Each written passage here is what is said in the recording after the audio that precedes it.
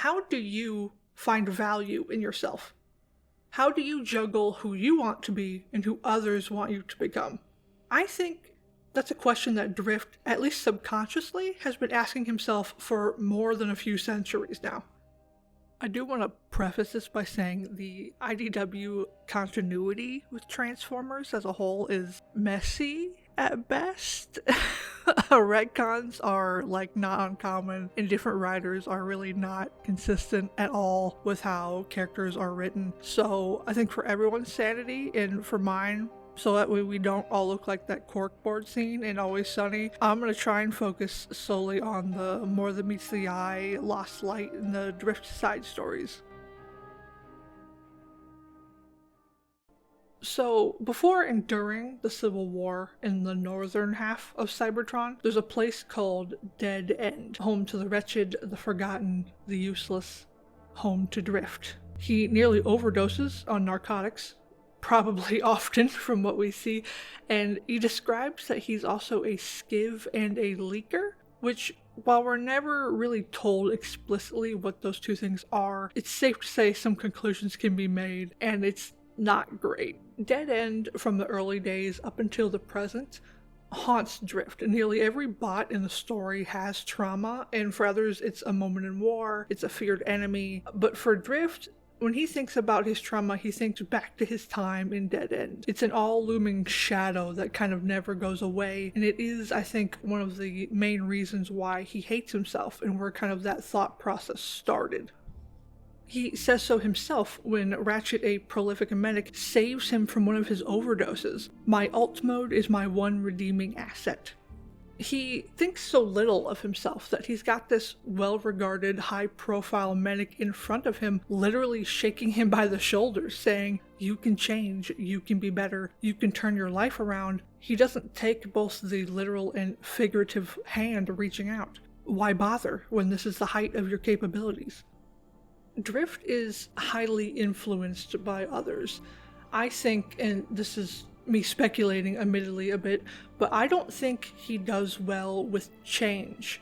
He's not internally stable enough to be able to switch up and kind of go with the flow when needed like others can. He is, if he were in our reality, someone who would be susceptible to being drawn into a cult. He needs a community, he needs a place to fit in, he needs a solid identity, all of which someone else has to give him. If you give him affirmation, some kind of recognition, he'll dive in headfirst. It's why it was so easy for Megatron to convince him to be a Decepticon at the beginning of the war, and likewise why it was so easy for Wing, an eventual mentor to him, to convince him to drop those ways and embrace a more pacifistic, spiritualistic way of life later on. Whatever group he ends up in 100%. When Drift joins the Decepticons and adopts the new name of Deadlock, he was a near-perfect soldier. He was ruthless, skilled in delivering death, no nonsense, feared by many. He got quite far up in the hierarchy that even Megatron valued him as a powerful asset. It's not to last, of course, and after some time he became disillusioned with the cause and fled, where he met Wing, a member of the Circle of Light, an independent faction in the war who forbade, war of any kind, and thought violence should only be used as a last resort. And, like he did with the cons, Drift, now still Deadlock, jumped in headfirst into all of it. He became infatuated with the idea of a utopia fixed on meditation, spiritualism, reading one's aura, and all in all, putting out good vibes in the universe, and, of course, changing his name back from Deadlock to Drift. He pulls such a strong 180 that it almost gives you whiplash, actually, like he's overcompensating for his past actions by pushing as hard as he can into this new life, but this isn't meant to last either. After Wing's unfortunate death by the hands of the very violence they wanted to avoid, Drift took it upon himself to set off alone.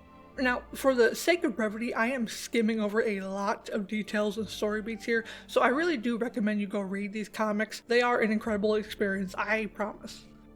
But anyway, after the Circle of Light, Drift is still trying to atone and be redeemed for his past actions, both as a con and from Dead End, so he ends up joining the Autobots, where he, say it with me now, jumps in head first.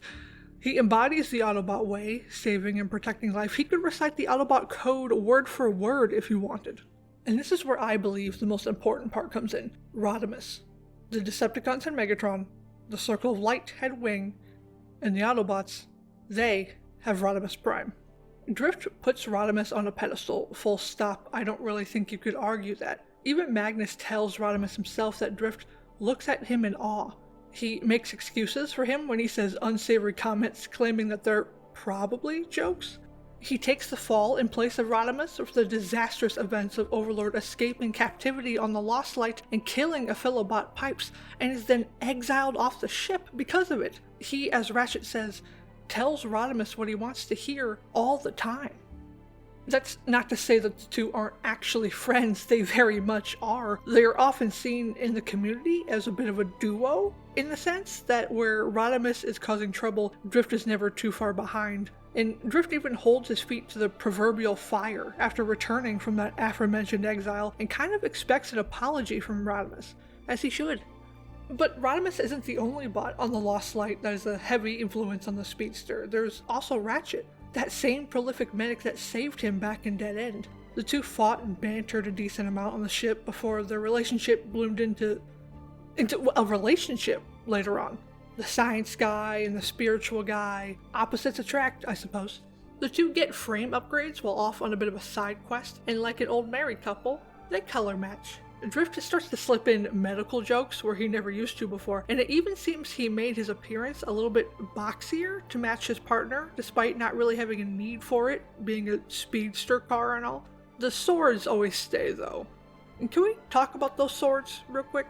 I think there are two main factors with the blades that Drift uses. Okay, three if you think they added them just to make the design look cool, but regardless. One, it is a direct connection to Wing. While in the Circle of Light, Wing explains that these great swords that some of the members use drew power from their own sparks through a connection born of their faith, and it's after Wing's unfortunate demise during a duel that Drift is given Wing's great sword to keep. And two, and this is a bit of a headcanon on my part admittedly, using swords as a kind of separation from who he was as Deadlock. Deadlock used guns and assorted firearms. Deadlock was an awful Decepticon, but Drift is an Autobot now. Drift isn't like Deadlock, he's better, so he has to put as much distance between himself and his past as physically possible, and that includes the kind of weapons he wields in a fight. Now, saying all this, am I implying that Drift doesn't believe what he says? As a con, as a spectralist, as an Autobot? No. The opposite, in fact. I think while he's in these communities, he fully believes in them, in their code and their way of life, at least until something strong enough comes to shake that foundation. That's not to say that there isn't a mask being put on at all. We can see a simple example early on in More Than Meets the Eye, where Drift, along with Ratchet and Pipes, take a quick side trip to a medical facility called Delphi, or Delphi? I've heard it pronounced both ways, so we're going to go with Delphi for now. Delphi is really close to DJD territory. DJD being the Decepticon Justice Division. Essentially, Megatron's sadistic black ops executioners. They claim to bring justice to the worlds, or galaxies, even if that justice means hunting down both bots and cons that they deem to have broken or have brought shame on the Decepticon way of life, and delivering a quite torturous death. Ratchet asks Drift if he's scared of possibly running into the DJD, being a high-profile ex-con, but Drift kind of laughs at him. Would I be standing here if the DJD bothered me in the slightest, he says. But this is a lie. This is a lie because later on, when he is infected by a virus that had been plaguing Delphi and its remaining crew, when he is no longer able to be battle-ready to lift his blades in defiance, his stance changes. He says if the DJD really are on their way, to put him out of his misery before they arrive, because he knows what will happen if he's caught, and they'll make him wish for death.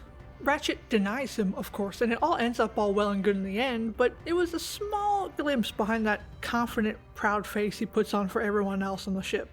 At the end of the journey, when the adventure is over and the crew has split, we don't really know what happens with Drift between then and the last time we see him centuries later. He sticks with Ratchet, presumably. They do drive off together when everyone else goes their separate ways, and they clearly stayed together if Drift's reaction in the final issue is anything to go by. But what happens between these two events? We can really only guess. I'd personally like to believe that being with Ratchet all those years gave him that internal confidence and clearer consciousness that he had been looking for.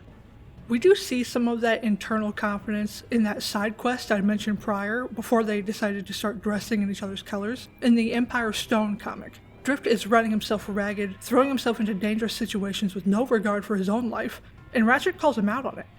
A harsh reminder that while he is wanting to help others, there's a part of him that isn't doing it because it's the right thing to do, or it's what Wing would have done if he were still around. But if he does enough good, then maybe it would even out the scales for all the lives he's taken, for all the time he's wasted in his early life in Dead End. And he does find a fitting conclusion, I think, at the end of that short story. He doesn't have to be a Decepticon, he doesn't have to be an Autobot. He just has to be himself, trying his best, and sometimes that's enough.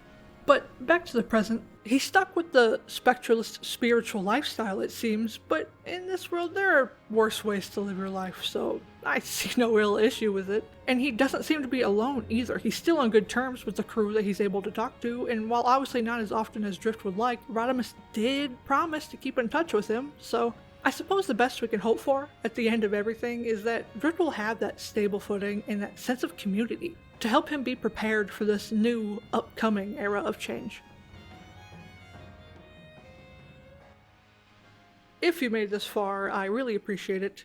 I did not realize until literally this video that I had a little bit of a lisp in my speech, so hopefully it's not too bad. I tried to work on it a little bit, but we'll see how it goes in the future. I definitely want to put out some more videos about like Rodimus and Tailgate and Ratchet and a little slew of the other ones. I find IDW as a whole and the continuity super interesting and a little under talked about, maybe overloved, but under talked about. So look forward to those videos coming out sometime in the future, and I hope you all have a good one.